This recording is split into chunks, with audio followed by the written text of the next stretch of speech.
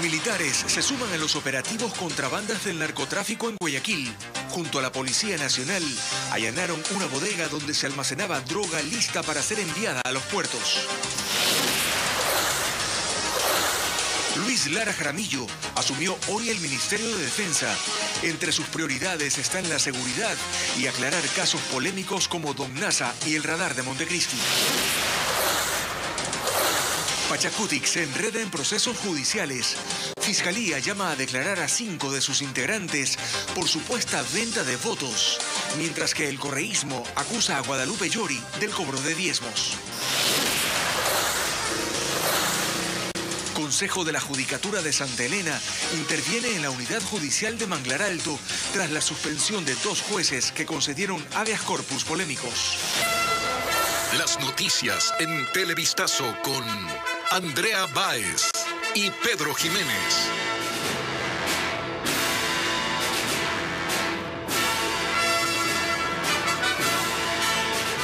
Amigos, bienvenidos a esta emisión de Televistazo. Empezamos con las noticias. El primer día de operativos conjuntos entre militares y policías se enfocó en el combate a bandas de narcotráfico a pequeña y gran escala que operan en Guayaquil. Hola, Andrea. ¿Qué tal, Pedro y amigos? William Young nos informa que allanaron una vivienda que era usada como bodega para almacenar grandes cargamentos de droga que luego los trasladaban hacia el puerto marítimo.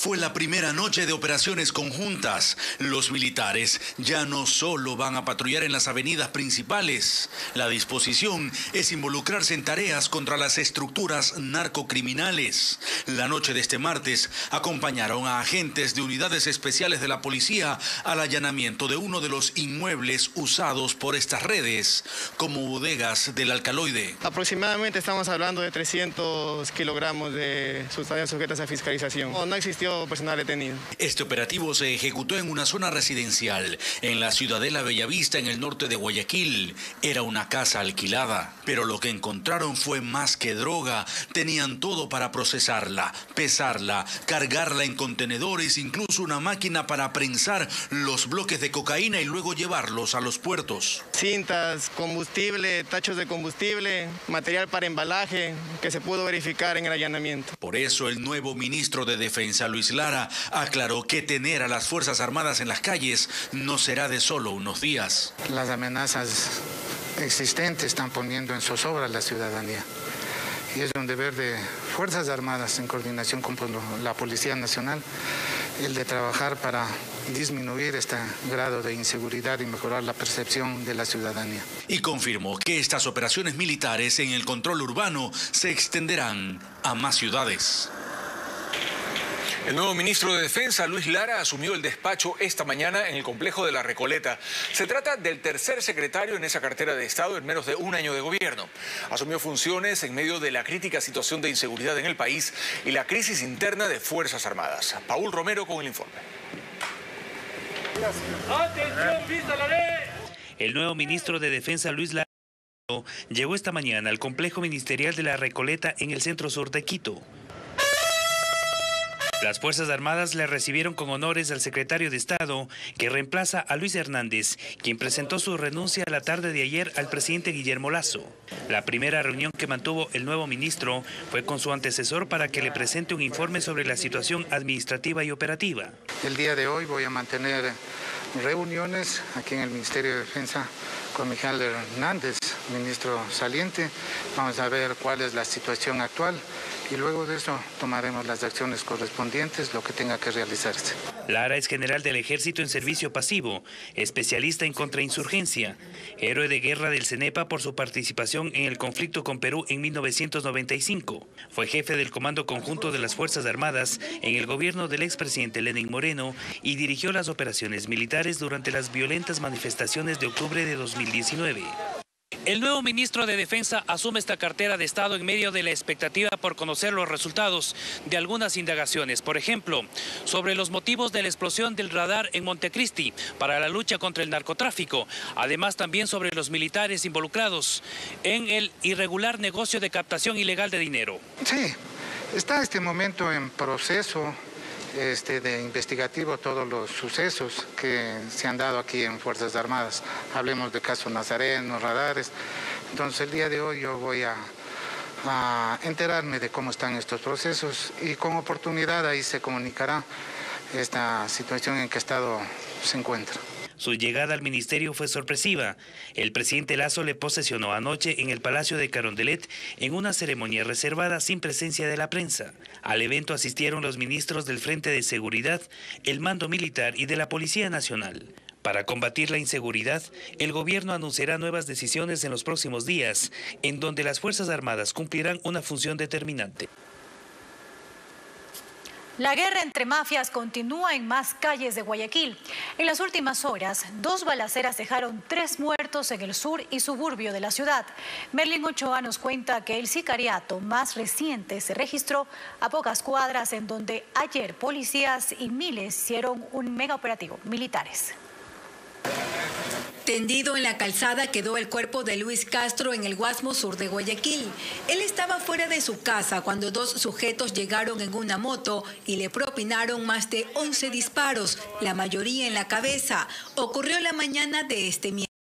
Yo solo escuché la balacera y de cuando dijeron que era él que lo habían matado al sobrino de mi cuñado. ¿Qué se dedicaba? Cuando tenía trabajo trabajaba, pero cuando se quedaba sin trabajo pasaba ahí con la mamá, con el papá.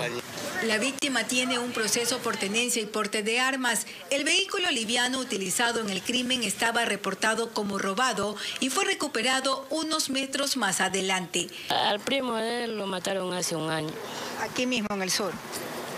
¿Cómo lo mataron? Así mismo disparado. Los hechos sucedieron tan solo a 8 cuadras del lugar en donde ayer 200 policías y militares realizaron un operativo. Una vez más, ningún uniformado quiso referirse al tema. Pero no es la única muerte violenta que se ha registrado en las últimas horas. La madrugada de hoy, miércoles, 2 personas fueron asesinadas en el suburbio de la ciudad. Una de ellas era menor de edad. Esta mujer llora de dolor e impotencia. Su familiar fue asesinado a 1 metro de su casa mientras se encontraba libando con unos amigos. 2 hombres llegaron en una moto y los acribillaron. Producto de los tiros, 2 personas más resultaron heridas y fueron trasladadas a diferentes hospitales. En este caso, la policía tampoco quiso referirse a este sicariato. Son muertes violentas que mantienen en alerta y zozobra a la población y que la autoridad prefiere callar. Ahora repasemos las últimas cifras policiales de muertes violentas en la provincia del Guayas. Solo en la zona 8, que comprende los cantores de Guayaquil, Durán y San Borondón, desde enero hasta hoy, 27 de abril, se han reportado 447 asesinados. Estamos hablando solo de los primeros 4 meses de este año. A nivel provincial, mientras tanto, en lo que va de este año también, Guayas acumula un total de 622 crímenes, un número bastante elevado si lo comparamos con las cifras del año pasado, pues en el mismo periodo, en 2021, las autoridades contabilizaron 250 casos.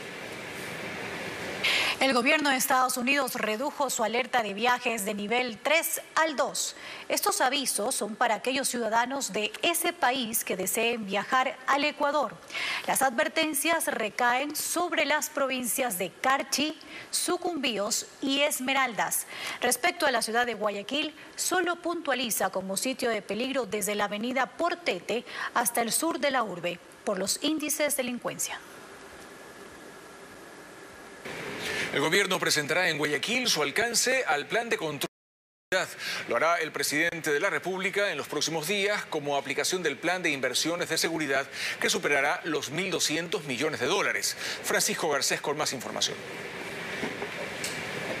El gobierno está empeñado en reforzar los planes para mejorar la seguridad del Ecuador y para ello se afinan las estrategias de acción y en los próximos días se harán nuevos anuncios que tendrán que ver con la inversión de 1.200 millones de dólares en seguridad para los siguientes 3 años del gobierno. Serán entregados a la sociedad ecuatoriana en varios proyectos que ya iniciamos. La hoja de ruta está ya trazada, ha habido la aprobación de los organismos inclusive económico-financieros para que esto pueda concretarse 2020. El ministro del Interior, Patricio Carrillo, dijo que es el peor momento para la seguridad del país, sobre todo por el impacto del narcotráfico. La lucha antidrogas ahora se ha transformado en una lucha contra las economías criminales, que también están afectando las democracias.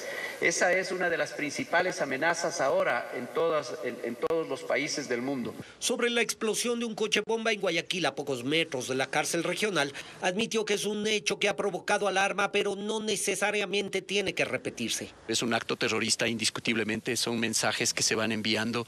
Estos mensajes pasan por estas últimas decisiones de habeas corpus. Carrillo lo dijo una vez que finalizó la ceremonia en la que el gobierno de Francia entregó equipos tecnológicos que serán usados en el trabajo de investigación de las brigadas anticriminales. Entre los equipos donados están cámaras de video y de fotos, tarjetas de memoria, drones y computadoras.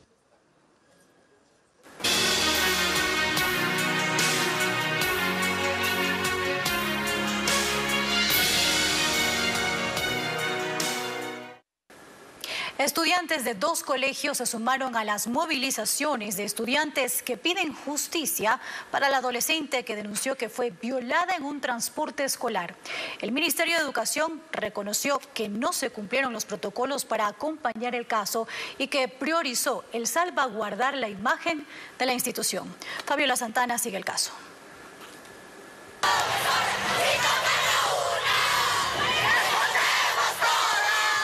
Es la manera en que decenas de estudiantes de 3 colegios piden justicia para la adolescente que denuncia fue violada en un bus de transporte escolar en Quito.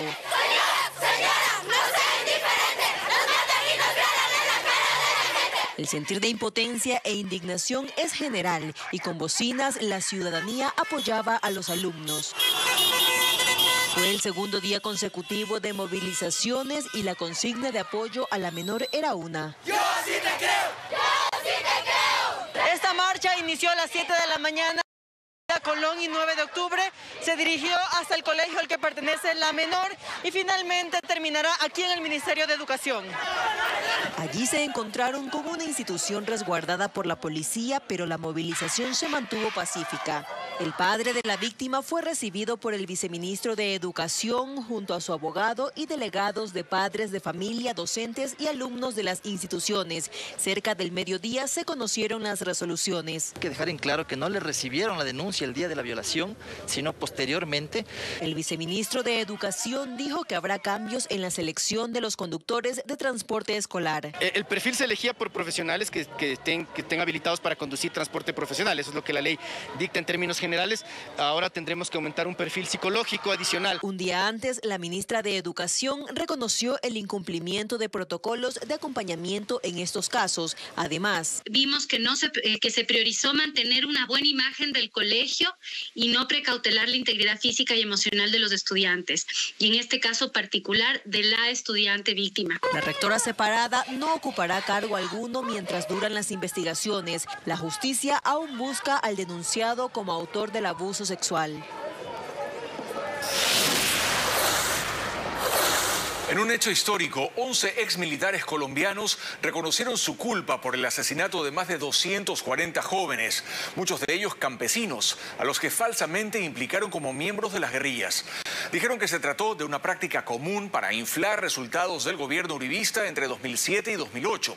La admisión de sus culpas y los pedidos de perdón los hicieron delante de los familiares de las víctimas en una audiencia de la Jurisdicción Especial para la Paz de Colombia, que luego establecerá la sanción para los responsables. El informe con nuestro canal aliado Noticias Caracol. El coronel retirado Rubén Darío Castro, quien comandó la Brigada Móvil 15, contó que presionó a sus subalternos para que generaran falsas bajas en combate. Existía una banda criminal al interior de la brigada, de la cual tuve conocimiento, la cual no denuncié ni investigué, la cual fue creada con el único fin de incrementar el resultado de los resultados operacionales. El coronel retirado señaló que esas presiones, a su vez, las recibía del mismo comandante del ejército. Continué ejerciendo en mis hombres bajo mi mando estas políticas del comandante del ejército para la época, general Mario Montoya, mostrara como diera Rugal resultados operacionales. También contó cómo funcionaban los perversos incentivos de los falsos positivos. Como motivación, felicitaba y daba permisos y reconocimientos o condecoraciones a aquellas personas que se destacaran por estos resultados operacionales que eran totalmente falsos. Uno de los momentos álgidos de la audiencia fue la intervención del capitán retirado Daladier Rivera. De frente le pidió perdón a Villamil Rodríguez, un sobreviviente de falsos positivos. El capitán Rivera participó en el montaje para intentar matarlo. Vengo acá a limpiar su nombre. Yo elaboré unos falsos documentos de inteligencia, los cuales los puse a disposición de la Fiscalía. El cabo retirado Néstor Gutiérrez Salazar, por su parte, fue uno de los que directamente cometió los asesinatos de los inocentes y también elaboró una lista para que otros militares los asesinaran. Le arrebaté la ilusión a sus hijos, le desgarré el corazón a sus madres por una presión, por unos resultados, por unos falsos resultados, por tener contento a un gobierno. El cabo incluso se refirió al caso de Javier Peñuela, cuya hermana estaba sentada al frente, escuchando a Gutiérrez Salazar contando cómo participó en el asesinato de su familiar. La Fiscalía llama a rendir versión a los 5 asambleístas de Pachacutic acusados por el presidente de la República de pedir dinero al gobierno. Su defensa confirma que acudirán al primer llamado. Nos informa Jacqueline Rodas. Avanza la investigación por la denuncia que el presidente Guillermo Lasso presentó en la Fiscalía el pasado 26 de marzo en contra de 5 asambleístas de Pachacutic, a quienes acusó de pedir dinero al gobierno a cambio de sus votos por la ley de inversiones. La Fiscalía llama a rendir versión a la legisladora Rosa Cerda el 11 de mayo a las 10:30 de la mañana. Al día siguiente, Edgar Quesada a las 9:30. El asambleísta Celestino Chumpí el 16 de mayo a las 10:30. Cristian Yucailia debe acudir el 17 de mayo a las 9:30 y Gisela Molina el 25 de mayo a las 9. Así lo confirmó el abogado Gonzalo Realpe, quien defiende a los 4 primeros. Apenas la señora fiscal les ha llamado, decidido ya con ellos, nos hemos reunido y hemos tomado la decisión de concurrir a la Fiscalía General. Ellos van a manifestar la verdad, que desconocen quién haya pedido dinero, qué asambleístas han pedido dinero. En lo que respecta a mis clientes, ellos no han pedido dinero, no han pedido favores, no han pedido cargos públicos. Insisten en que fue el gobierno el que hizo ofrecimientos a cambio de votos. Esto dice el abogado sobre la entrega a Fiscalía de la grabación de la reunión con el subsecretario de Gobierno Juan Pablo Hidalgo, donde se habrían dado los hechos denunciados. Conozco que sí existen videos y audios de esa reunión. Los asesores del presidente que presenten los videos para ver si es que dentro de esos videos existe algo que le incrimine a mis clientes. La Fiscalía también dispuso la pericia de varias publicaciones en Twitter y Facebook. El correísmo presentó ante la Secretaría de la Asamblea Nacional 2 denuncias contra la presidenta Guadalupe Llori. La acusan de presunto cobro de diezmos y tráfico de influencias, con lo que buscan su destitución como integrante del Poder Legislativo. Patricio Díaz nos informa también que además del proceso del Parlamento, han presentado una denuncia en la Fiscalía. Se presentó la mayor parte del bloque. El correísmo dice que Guadalupe Llori ha caído en prohibiciones a su cargo de asambleísta. Marcela Holguín asegura que habría dispuesto que 4 funcionarios legislativos paguen el alquiler de un vehículo en el que se movilizaba. La señora Llori habría dicho de esta manera a funcionarios legislativos por la tarifa semanal por $773.08. Mientras tanto, Ferdinand Álvarez dice que la presidenta también cayó en tráfico de influencias.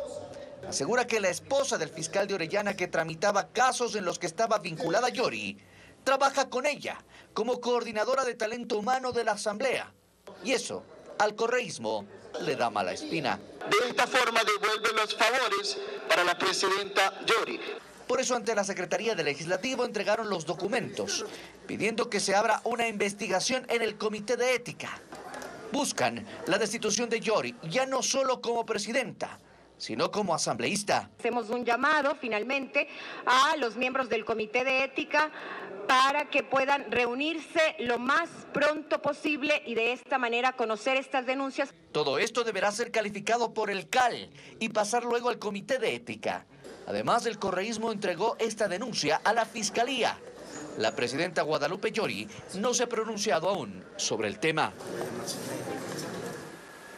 La presidenta de la Asamblea, Guadalupe Llori, presentó una denuncia contra los legisladores que aprobaron crear la comisión que la investigará.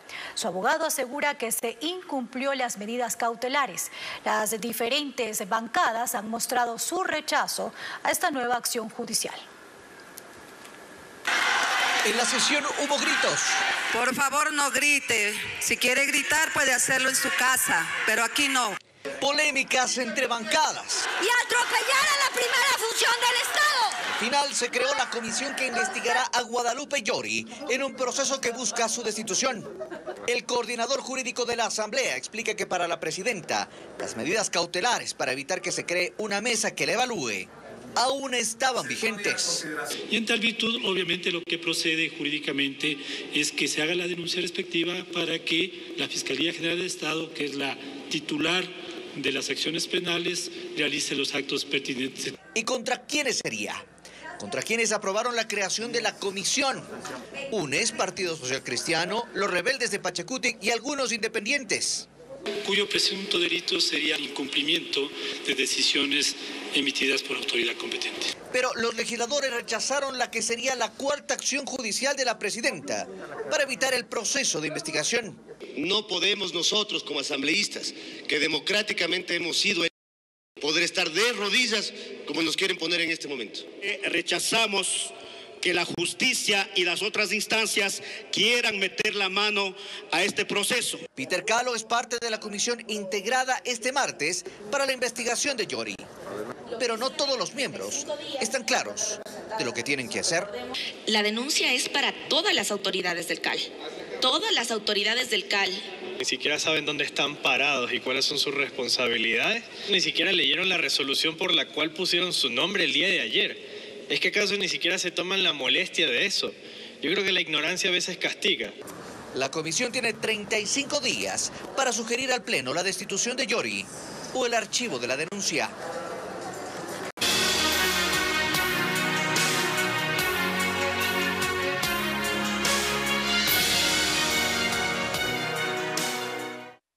La Central Unitaria de Trabajadores saldrá a las calles este 1 de mayo, pero no a protestar contra el gobierno. Ellos señalan que el país está cansado de las pugnas y consideran que dialogando se puede llegar al objetivo común de las reformas laborales.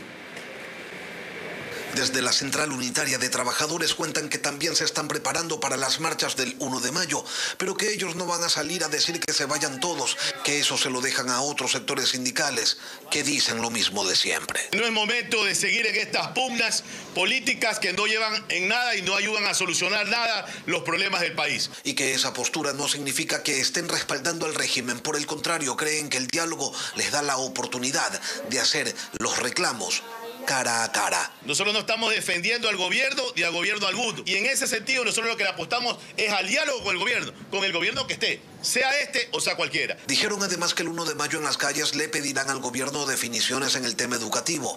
No están dispuestos a renunciar al incremento salarial que aprobó la Asamblea Nacional y que ha sido rechazado por el régimen. Y a seguir defendiendo los salarios de los maestros ecuatorianos, como también esa jubilación digna. En lo que sí hay un consenso general es en la necesidad de implementar reformas laborales porque tienen claro que el problema en el Ecuador es de empleo. Eso sí, no se admite el retroceso de derechos. La policía desarticuló una banda dedicada al robo y secuestro extorsivo a comerciantes. Los allanamientos se ejecutaron esta madrugada en El Oro y en Santo Domingo. Autoridades policiales indicaron que hay 11 personas detenidas. Luego de 3 meses de investigaciones, la Unidad Antisecuestro y Extorsión y la Fiscalía allanaron 14 viviendas en El Oro y Santo Domingo, donde capturaron a 11 presuntos integrantes de una banda dedicada al robo y secuestro. les inducía hacia que se acerquen a un sector determinado de la provincia, en donde eran retenidos y de alguna forma también sustraídas sus pertenencias. Además se exigía para su liberación dinero a cambio de su liberación a sus familiares. Según datos de la Fiscalía, esta organización se dedicaba al secuestro extorsivo y a sus víctimas le pedían entre 5 y 10 mil dólares para dejarlos en libertad. La banda operaba en los cantones orenses de Machala, Santa Rosa y Arenillas, mientras que en la provincia Sáchila retiraban el dinero que le pedían a las víctimas. El fiscal Johnny González indica que los perjudicados eran captados en redes sociales. Estas personas cumplían distintos roles, ellos operaban publicando en redes sociales la venta de artículos a un menor precio del que estaba en el mercado.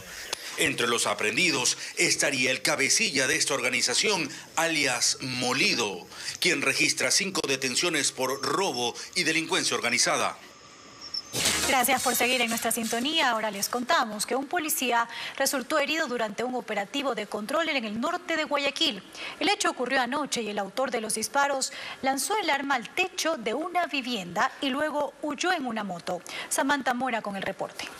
Vale, Pascuales, bala. Habitantes de Pascuales grabaron este video en el que se observa a un policía tendido en el piso tras recibir un disparo en su pierna izquierda.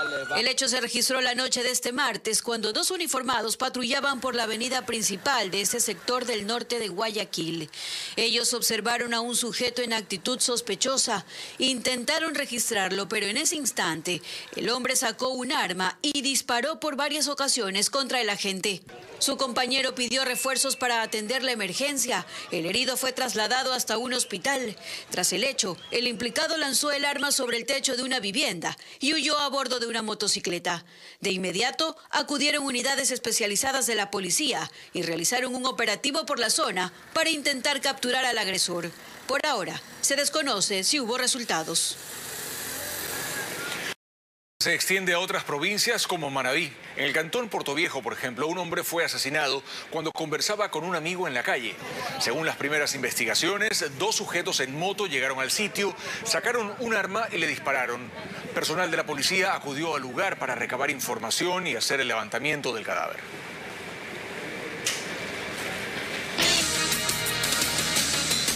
Ahora reportamos sobre otro crimen ocurrido esta semana en la provincia del Guayas. Este martes, el cadáver de una mujer que había sido baleada fue encontrado en medio de la calle. El hecho ocurrió en el sector de Virgen de Fátima del cantón Yaguachi. La víctima deja 4 menores en la orfandad y fue identificada como Catherine Camacho, de 32 años. Personal de criminalística realizó el levantamiento del cadáver y recogió también indicios que permitan dar con los autores de este crimen. Tras la suspensión de 2 jueces de Manglar Alto, autoridades del Consejo de la Judicatura de Santa Elena intervinieron en la unidad judicial. Asimismo, confirman que por 90 días fue suspendido Diego Moscoso, quien otorgó el habeas corpus a Jorge Glass. Sin embargo, la sanción se produce por una denuncia de otro caso. Bessie Granja con el informe. Hasta la unidad judicial de Manglar Alto en la provincia de Santa Elena llegó Gisela Erdoiza, directora provincial del Consejo de la Judicatura. Esto ocurre tras la suspensión de 2 jueces que laboraban en esa dependencia y que concedieron habeas corpus. Es el caso de Erika Moriele, quien otorgó este beneficio a un ciudadano holandés, requerido en un trámite de extradición, y el juez Diego Moscoso, que favoreció al ex vicepresidente Jorge Glass. Él salió de la cárcel el pasado 11 de abril, aunque su condición de culpable en las sentencias se mantiene. Entendamos que la medida cautelar dura 90 días cada una. Entonces, hasta mientras pues se va a evacuar el proceso disciplinario como corresponde y después, dentro de la investigación que se culminará, se determinará pues si existe o no pues alguna sanción que pueda caer en el funcionario que está siendo investigado. La resolución contra Moscoso Cedeño ocurre tras una denuncia presentada por la policía debido a la actuación del magistrado en una audiencia de febrero pasado. El Pleno de la Judicatura lo suspendió luego de conocer la declaración por negligencia manifiesta determinada por la Corte Provincial de Santa Elena. Sin embargo, las autoridades confirman que hasta ahora no han recibido una denuncia contra el juez Moscoso respecto a la decisión a favor de Glass. Todavía no hemos tenido ninguna denuncia presentada, de mi conocimiento, provincial ni a nivel nacional. Luego de las últimas decisiones, las autoridades del Consejo de la Judicatura de Santa Elena intervinieron esta unidad para evitar así la suspensión de los servicios. Se analiza la reestructuración de personal. Y es así también que se ha dispuesto y se ha, por medio de gestión procesal, que un juez esté encargado de las dos unidades. Al momento, la atención en esta dependencia judicial continúa con normalidad. Incluso la directora de la Judicatura de Santa Elena trasladó su despacho a esta institución. Eventos que incentivan a continuar luchando por la conservación de nuestro planeta. Pedro. Así es, Andrea. Amigos, muchas gracias por acompañarnos. Más noticias esta noche en Televistazo a las 7. Los esperamos.